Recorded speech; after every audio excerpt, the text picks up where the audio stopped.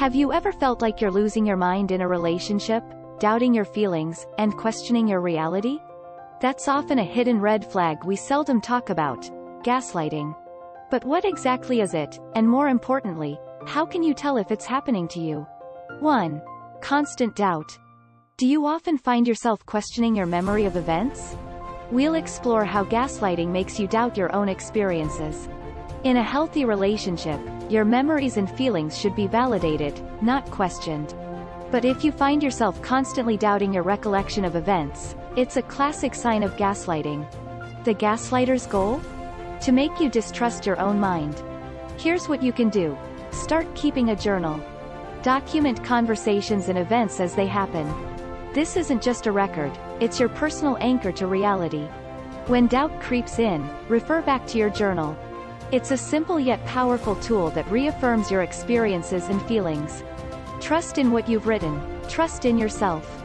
Your memories are valid, and so are your feelings. 2. Apology overload. Ever feel like you're always the one saying sorry?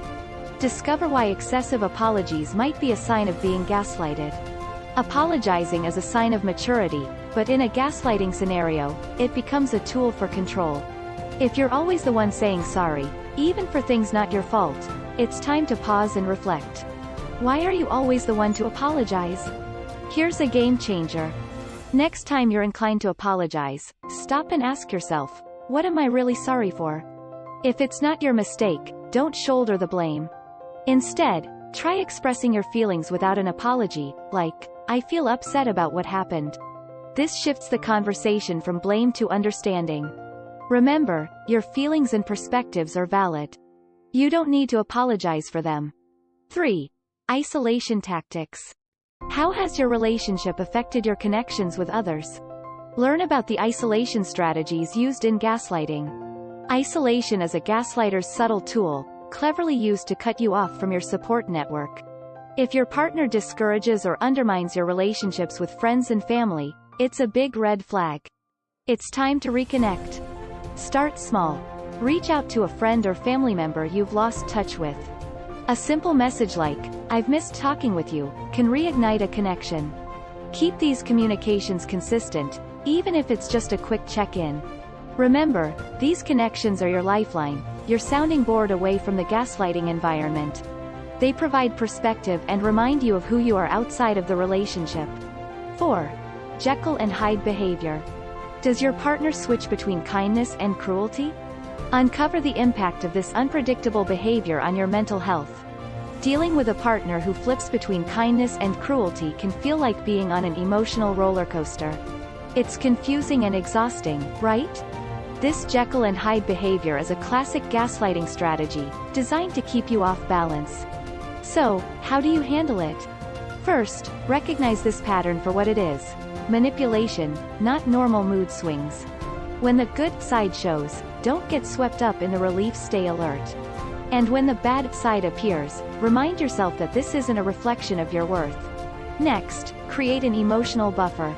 Practice self-care and maintain activities that make you happy, independent of your partner. These acts of self-love build resilience, helping you stay grounded amidst the chaos. 5.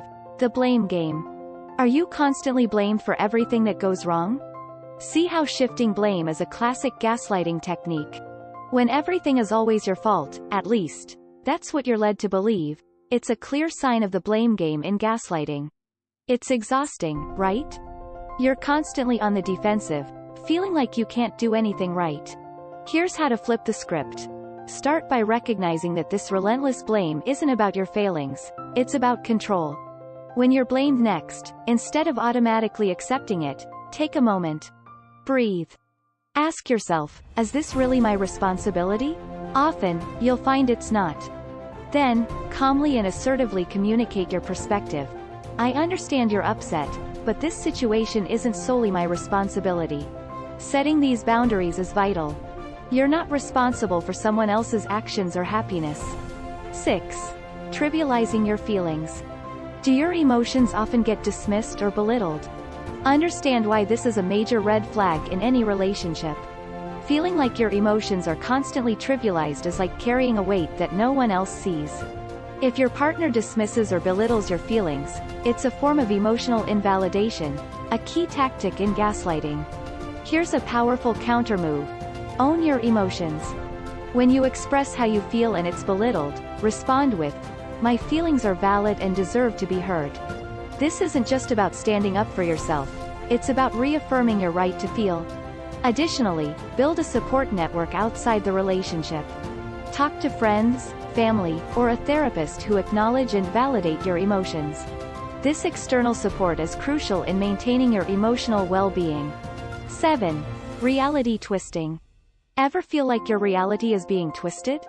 We'll discuss how gaslighters manipulate facts to suit their narrative.